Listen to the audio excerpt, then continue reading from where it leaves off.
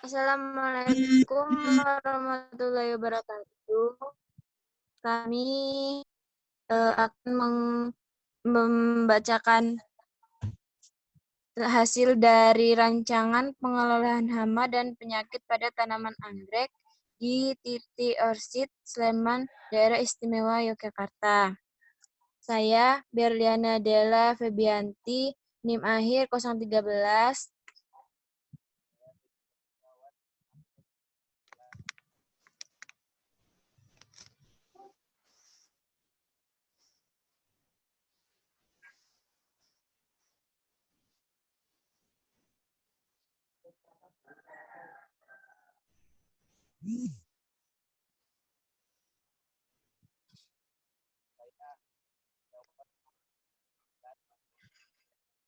Saya Reni Wahyuda Mastuti, NIM 061. Saya Vika Yusihana, NIM 062. Saya Cecilia Silvi, NIM akhir 109. Saya Herlina Hira, NIM akhir 114. Saya Naga, NIM 167.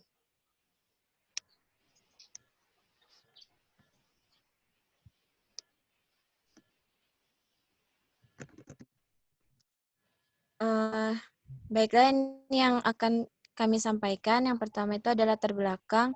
Yang kedua, profil Titi Orchid, pengendalian oleh petani, hama dan penyakit yang dialami, dan saran pengendalian yang dilakukan. Yang ketiga, kesimpulan. Next.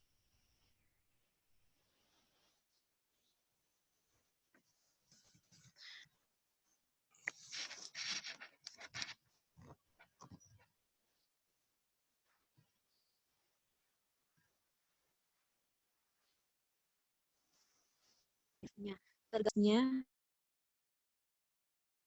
kira-kira sekitar 15.000 sampai 20.000 spesies anggrek dengan 900 genus yang tumbuh endemik di hutan yang tersebar di berbagai negara.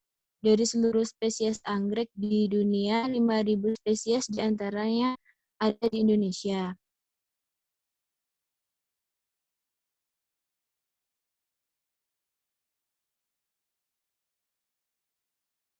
Masih banyak masyarakat yang membudidayakan tanaman anggrek, tetapi kurang memahami dalam mengendalikan serangan hama dan penyakit, sehingga hasil yang didapat dari anggrek tidak dapat tumbuh secara maksimal, karena budidaya tanaman hias tidak pernah lepas dari penyakit tanaman tersebut. Oleh karena itu, untuk mengendalikan serangan hama dan penyakit, pengendaliannya menggunakan cara yang aman. Lanjut. Ini lokasi tempat yang kita kunjungi itu ada Titi Orchid.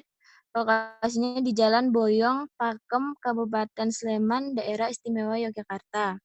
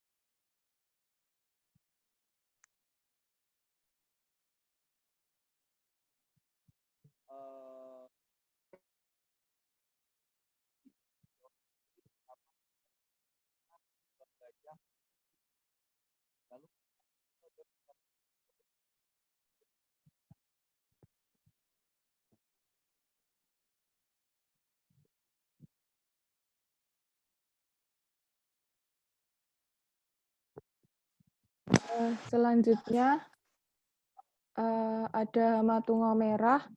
Hama ini dapat berjangkit baik pada musim hujan maupun musim kemarau.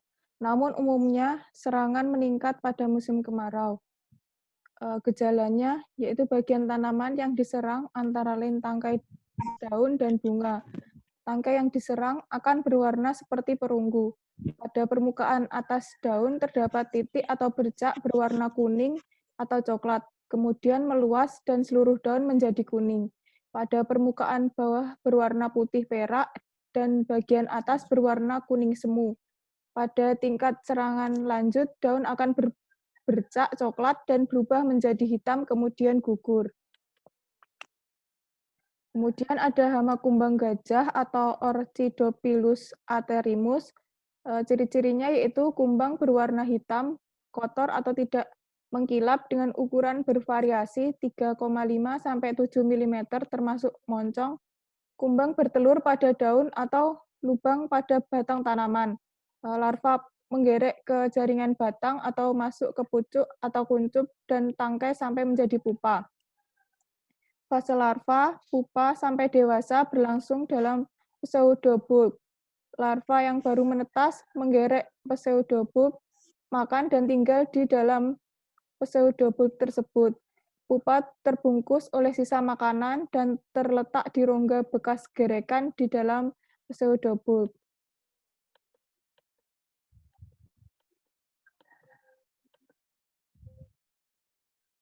Kemudian kerusakan terjadi karena larvanya menggerek daun dan memakan jaringan di bagian dalam batang sehingga mengakibatkan aliran air dan hara dari akar terputus serta daun-daun menjadi kuning dan layu. Kerusakan pada daun menyebabkan daun berlubang-lubang. Larva juga menggerek batang umbi, pucuk, dan batang untuk membentuk kepompong, sedangkan kumbang dewasa memakan epidermis atau permukaan daun muda, jaringan atau tangkai bunga, dan pucuk atau kuntum sehingga dapat mengakibatkan kematian bagian tanaman yang dirusak. Serangan kumbang gajah dapat terjadi sepanjang tahun, tetapi paling banyak terjadi pada musim hujan, terutama pada awal musim hujan tiba.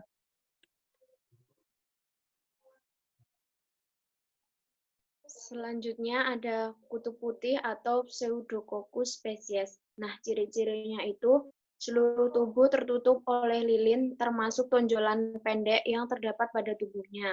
Kutu berukuran panjang 2 mm dan memproduksi embun madu sehingga menarik semut untuk berkumpul. Perkembangan satu generasi memerlukan waktu selama 36 hari. Gejalanya pada Dendrobium spesies, kutu menyerang ujung akar, bagian daun, sebelah bawah, dan batang. Bagian tanaman terserang akan berwarna kuning dan akhirnya mati karena hama ini menghisap cairan sel. Pada Phalaenopsis spesies, kutu menyerang ketiak daun di sekitar pada titik tumbuhnya sehingga menyebabkan tanaman mati. Selanjutnya, ada penyakit layu atau Fusarium oxysporum.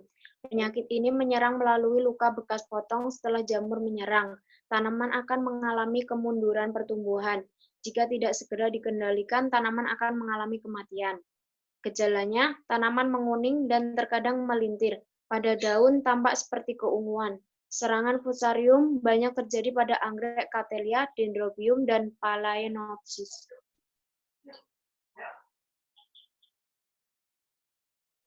Selanjutnya, ada penyakit busuk akar atau Rhizoctonia solani. Nah, jamur ini akan mudah hidup pada media tanam pakis yang sudah hancur. Media ini mudah sekali menjadi sumber inokulum Rhizoctonia solani. Busuk akar biasanya terjadi karena media tanam yang terlalu lembab. Nah, gejalanya penyakit pada anggrek karena Rhizoctonia solani sering disebut dengan busuk akar dari mulai anggrek seedling sampai anggrek dewasa. Gejala serangan jamur Rhizoctonia solani adalah daun menjadi warna kekuningan. Pada serangan yang cukup parah, daun akan mengalami kerontokan.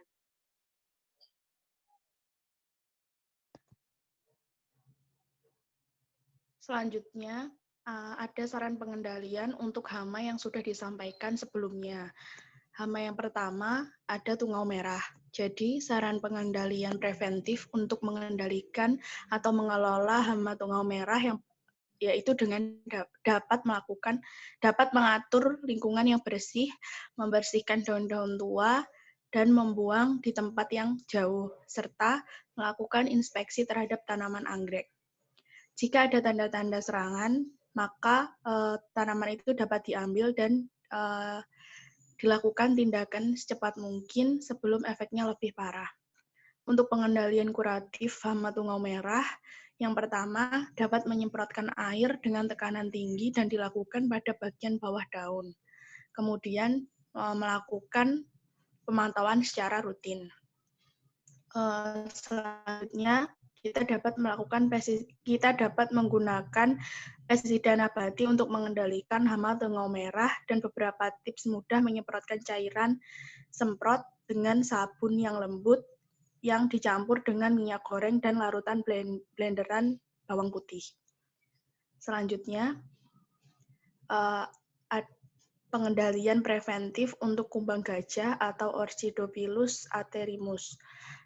Pengendalian preventif yang pertama, kita dapat melakukan sanitasi lingkungan, memastikan kebersihan area penanaman dari hama kumbang, dan melakukan penyiangan lahan.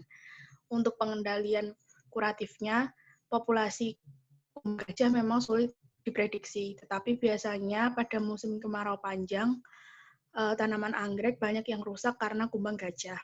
Kejadian tersebut dapat menjadi pertanda bahwa populasi kumbang gajah sedang meningkat. Oleh karena itu, perawatan tanaman pada musim kemarau panjang perlu ditingkatkan, terutama frekuensi penyiraman agar kelembapan meningkat. Karena apabila dengan cara menyemprotkan air juga dapat mengendalikan hama tersebut. Selanjutnya ada pengendalian kutu putih atau Pseudococcus sp. Secara tidak langsung, pemeliharaannya ini dapat memantau keadaan tanaman dari serangan OPT secara dini, pelihara tanaman dari serangan atau kehadiran serangga yang dapat menjadi pembawa atau pemindah penyakit. Udara dalam pertanaman juga dijaga agar tidak terlalu lembab sehingga penyakitnya nggak berkembang. Keberadaan kutu putih di lapangan ini dapat dikendalikan dengan predator hama Simnus apiciflavus. Next. Selanjutnya, pengendalian untuk penyakit layu Fusarium oxysporum yang disebabkan oleh jamur Fusarium oxysporum. Nah, pengendaliannya dibagi jadi dua, ada preventif sama kuratif. Kalau yang preventif ini dengan jaga kelembapan area sekitar dan udaranya juga, terus mencegah genangan air terlalu lama pada tanaman, melakukan penampungan apabila musim hujan pada tanaman untuk mencegah hifa jamur tumbuh lebih cepat dan juga dilakukan sanitasi lingkungan. Terus untuk yang kuratif, dia penggunaan APH berupa jamur Trichoderma sp. Jamur ini merupakan salah satu dekomposer yang sifatnya saprofit di dalam tanah. Juga perannya untuk mengurai bahan organik dan dapat berperan sebagai pengendali hayati beberapa jamur patogenis terhadap jamur Fusarium ini. Next.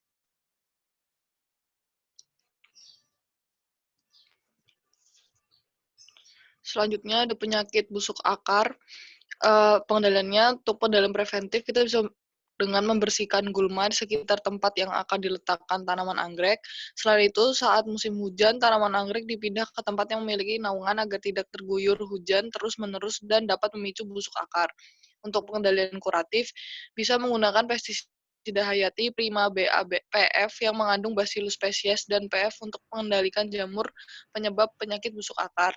Selain itu, Agensia Trichoderma species juga dapat mengendalikan pertumbuhan jamur ini.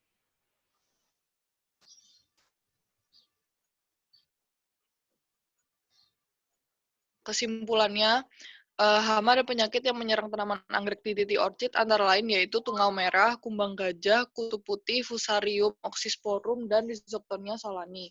Saran pengendalian yang dilakukan di titik orchid untuk mengendalikan hama tanaman anggrek adalah dengan pengelolaan preventif, yaitu mengatur lingkungan agar bersih, mensanitasi lingkungan, dan menjaga kebersihan lingkungan pertanaman, serta dilakukan perawatan tanaman secara rutin. Pengelolaan kuratif dilakukan dengan cara menyemprotkan air agar hama hilang dan menggunakan pestisida nabati. Saran pengendalian yang dilakukan di T-Orchid untuk mengendalikan penyakit tanaman anggrek adalah dengan pengendalian preventif, yaitu menjaga kelembapan di sekitar pertanaman anggrek, mengatur naungan pada musim penghujan, dan membersihkan gulma di sekitar pertanaman anggrek. Pengelolaan kuratif dilakukan dengan cara menggunakan agensia hayati berupa Trichoderma species.